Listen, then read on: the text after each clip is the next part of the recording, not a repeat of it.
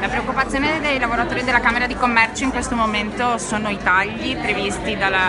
decreto che pare dovrebbe essere discusso al prossimo Consiglio dei Ministri. È chiaro che questa mattina il Presidente della Camera di Commercio in realtà ci ha dato una speranza rispetto alla possibilità di bloccare questa riforma che in realtà non dà servizi alle imprese ma in realtà li taglia. Saremo vigili rispetto a quello che accadrà nelle prossime settimane, anche perché la legge delega scade il 30 di agosto e quindi il rischio è che si proceda con una riforma che in realtà non tenga conto della complessità. I lavoratori ci sono pronti, vorrebbero poter lavorare con i servizi da un lato, potendo dare i servizi alle imprese. È chiaro che i servizi sono sostenuti da un'idea generale, un impianto generale che dia